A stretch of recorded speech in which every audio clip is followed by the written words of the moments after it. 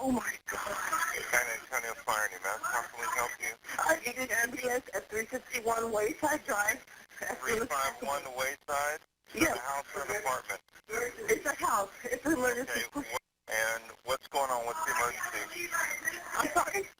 What's the emergency? What's going on? My sister has, she's her child. And she's Hello? Hello? Tell me what's going on. Don't talk to the other people. Talk to me. My sister has, she's hurt her child. Seriously, hurt her child. How did she do that? What's going on with the child? The baby is dead. She has, What did you say? the baby is dead. How old is the baby? The baby's 3 weeks, not even 3 weeks old. 3 weeks old? Not even 3 weeks old. Please. What did she do to him? Oh, Or her? she stabbed him.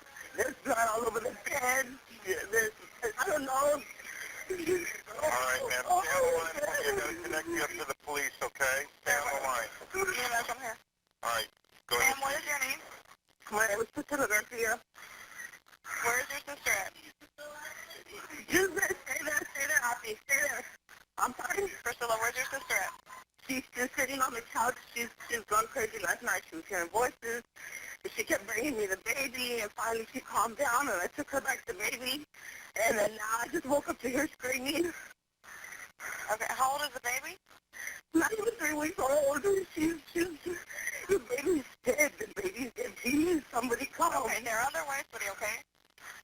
I need the keys so I can open the front door. Oh, my God. Ma'am? Yes. Do not touch the baby. Don't disturb anything in the area there, okay? My mom was holding the baby. My mom was holding the baby. She wouldn't put the baby down. All right, ma'am. Everybody's on the way to help you, okay? Oh, I need to find the keys to the front door.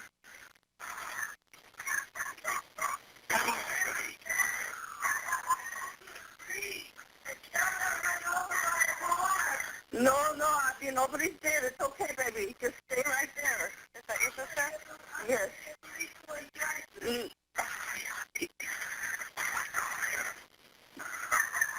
Oh, my God, I can't believe it. You stand yourself? Yes.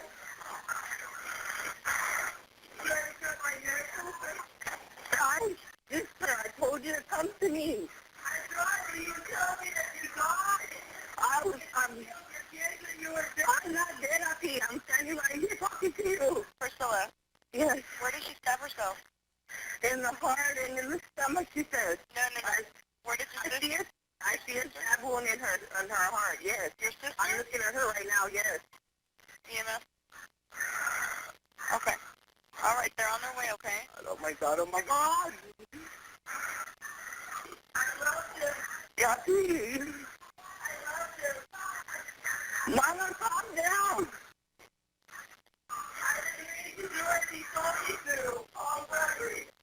Mama, I'm on the phone with EMS right now. I can't call him right now. Ma'am? Yes. I'm going to go ahead and let you go, okay? They're on their way. All right. All right, bye-bye.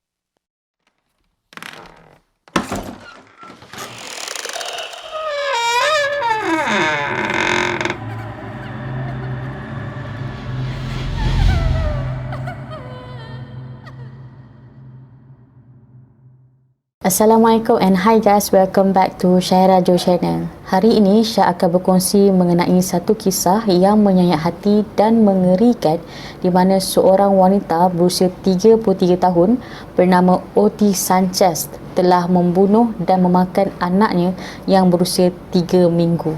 Kisah ini berlaku di San Antonio, Texas. Pada pagi 26 Julai 2009, Sanchez telah ditahan di rumah keluarganya kerana telah membunuh dan memakan anaknya yang bernama Scott Wesley Puchos Sanchez yang berusia 3 minggu. Tapi sebelum Syah bercerita lebih lanjut mengenai kes ini, Syah akan berkongsi dahulu latar belakang Oti Sanchez. Oti Sanchez merupakan anak tunggal di dalam keluarganya dan semenjak dia lahir, Sanchez tidak pernah berjumpa ataupun mengenali siapakah ayah dia. Sanchez juga telah membesar dalam family yang ramai di mana Sanchez tinggal serumah bersama dengan 7 lagi saudara dia yang lain. Dalam sejarah kesihatan family Sanchez, ada juga yang mengalami halusinasi dan selalu dengar suara berbisik. Antaranya ibu Sanchez sendiri, makcik dia dan juga sepupu dia. Ketika berumur 5 tahun, Sanchez sudah mula mendengar suara berbisik di dalam kepala dia.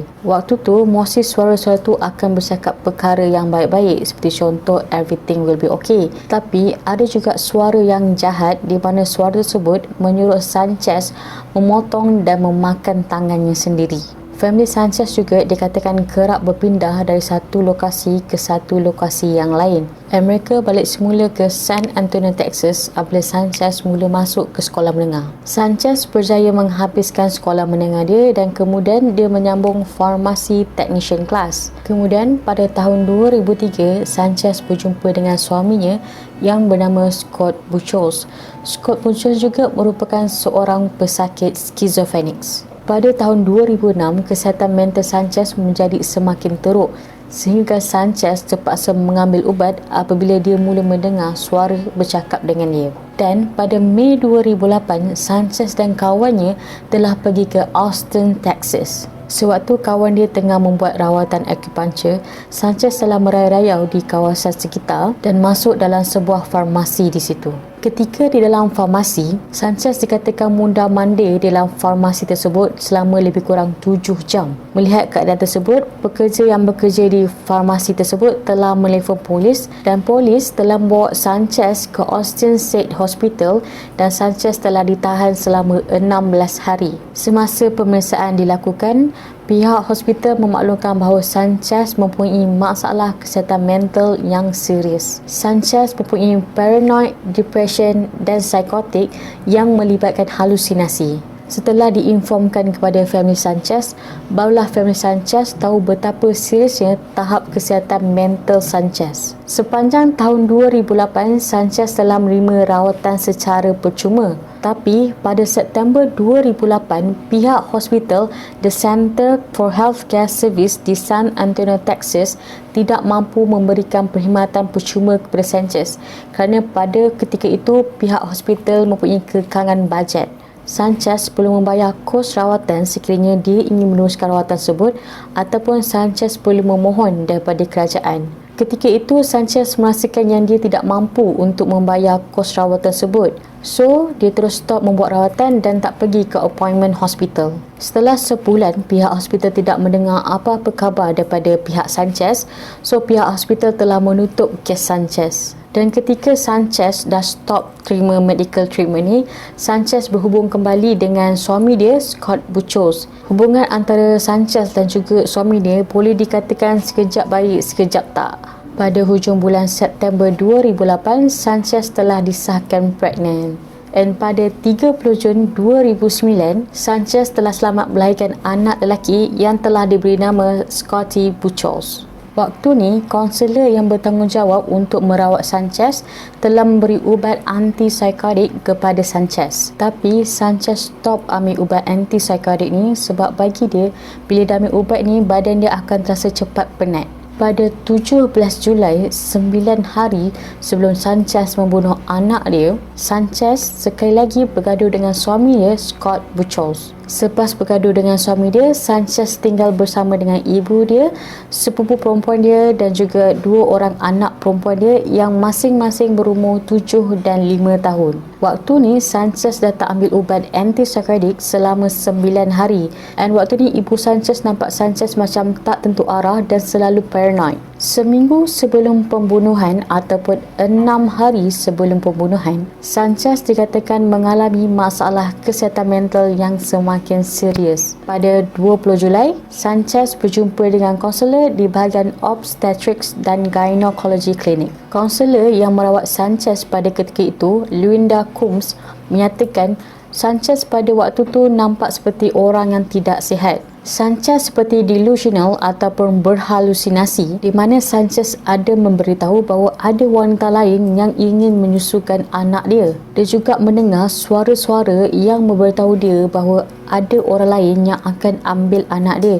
Dan dia juga beritahu bahawa waktu itu muka anak dia berubah-ubah seperti muka budak lain. Berdasarkan sejarah kesihatan Sanchez, Dr. Luinda suspeknya Sanchez mengalami postpartum psychosis. Dianggarkan 1 daripada 1,000 orang wanita yang baru melahirkan anak akan mengalami postpartum psychosis, di mana mereka yang mengalami postpartum psychosis akan mengalami delusi yang teruk dan juga ada keinginan untuk mencederakan anak mereka sendiri. Dr. Luinda memberitahu Sanchez bahawa dia memerlukan rawatan dengan segera dan Dr. Luinda telah menghubungi pihak ambulans untuk bawa Sanchez ke hospital yang berdekatan. Bila sampai di hospital dan apabila pihak hospital cek sejarah kesihatan Sanchez, pihak hospital nampak betapa seriusnya masalah kesihatan mental Sanchez.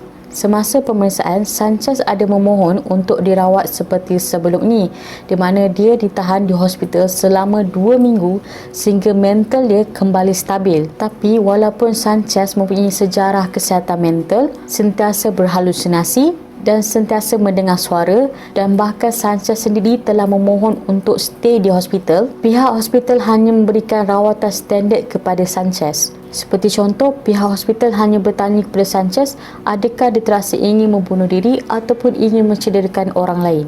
Bagi seorang ibu yang baru saja melahirkan anak dan mempunyai masalah kesihatan mental yang serius, mereka tak akan jawab, ya, saya rasa seperti nak bunuh diri. Lebih-lebih lagi, pada waktu tu, Sanchez berhalusinasi seperti ada orang nak ambil anak dia.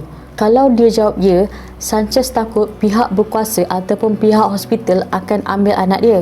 So, Sanchez hanya jawab, tak, dia tak rasa seperti nak membunuh diri ataupun mencederakan orang lain. Jadi, pihak hospital ni hanya merawat Sanchez sebagai outpatient, di mana Sanchez hanya perlu datang ke hospital jika dia merasakan keadaan mental dia semakin teruk. Untuk pengetahuan korang lah kan, seseorang yang mengalami mental health crisis tidak akan mampu menjaga diri diorang sendiri. Sebab waktu tu keadaan mental diorang terlalu lemah. Mereka tidak hanya boleh berharap dengan hanya memakan ubat and buat appointment bila mereka rasa perlu. Mereka yang mempunyai masalah kesihatan mental ni memerlukan penjagaan yang rapi daripada pihak yang pakar sehingga keadaan mental mereka kembali stabil.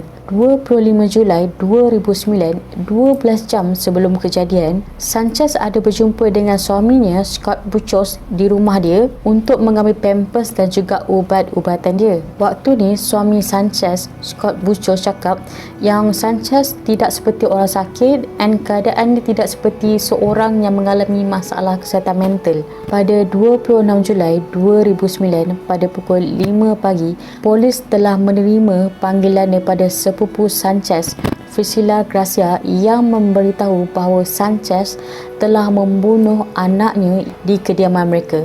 Dikatakan pada pukul 4.30 pagi ketika semua keluarga Sanchez tengah tidur, Sanchez telah membunuh dan memakan anaknya sendiri.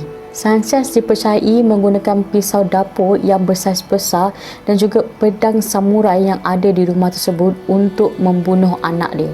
Polis San Antonio mengklasifikasikan kes ini sebagai kes yang paling menggerikan yang pernah mereka temui, sehingga kan polis yang berada di lokasi kejadian terpaksa menerima rawatan kaunseling selepas itu. Korang boleh bayangkan tak betapa ngerinya keadaan waktu tu, sehingga kan polis yang ada kat tempat kejadian tu pun terpaksa menerima rawatan kaunseling. Ketika polis tiba di tempat kejadian, bilik tidur Sanchez dipenuhi dengan darah. Mayat bayi dijumpai dalam keadaan terbaring. 3 daripada jari kaki bayi telah dimakan. Wajah bayi tersebut terkoyak, kepalanya hampir terputus dan otaknya terkeluar. Mengikut autopsi report yang lengkap, dikatakan kemaluan bayi telah dipotong, kepala bayi hampir tercabut daripada badan, kulit bayi telah disiat-siat, terdapat kesan gigitan di seluruh badan bayi dan Sanchez telah memakan jari kaki dan juga otak anaknya. Ketika sepupu Sanchez, Priscilla Gracia, menelefon 911, Sanchez juga telah mencederakan bahagian perut dan juga lehernya sendiri dan memberitahu bahawa dia tidak berniat untuk membunuh anak dia, tapi ada orang yang suruh dia buat benda tu. Seminggu selepas kejadian, pihak mahkamah dalam pertimbangan sama ada untuk menjatuhkan hukuman mati terhadap Sanchez ataupun meletakkan Sanchez di hospital psikiatri untuk rawatan rapi. Walaupun telah mempunyai bukti yang kukuh bahawa Sanchez dalam keadaan tidak waras, ada juga yang mengharapkan Sanchez dijatuhkan hukuman mati, termasuk suaminya sendiri, Scott Buchholz. Sewaktu keterangan diambil, Sanchez memberitahu bahawa ada suara berbisik kepada dia bahawa di dalam badan anak dia ada demon. Dan setiap kali terpandang muka anak dia, Sanchez akan elak untuk memandang mata anak dia kerana dia takut akan terpandang demon tersebut. Sanchez juga memberitahu bahawa keadaan persekitaran juga yang mendorong dia untuk melakukan pembunuhan tersebut. Suara-suara di dalam kepala dia cakap yang mak dia ni dah bunuh Presiden John F. Kennedy dan Marilyn Monroe. Suara itu juga yang menyuruh Sanchez untuk membunuh anak dia sebab bila dah besar nanti, anak dia akan menyebabkan apocalypse ataupun kiamat. Dan suara ini jugalah yang menyuruh Sanchez untuk membunuh dan memakan dalam-dalaman anak dia. Di dalam keterangan juga, Sanchez ada memberitahu bahawa dia adalah seorang pelacur sebab dia dah berzina, dan disebabkan ini jugalah demon ada dalam badan dia. Suara tersebut memberitahu Sanchez sekiranya dia ingin mengeluarkan demon tersebut daripada badan dia, dia perlulah memakan daging anaknya tepat pada pukul 5 pagi. Semasa dia tengah makan daging anak dia, memang dia terasa macam nak muntah, tapi suara tersebut menyuruh Sanchez untuk teruskan makan daging tersebut.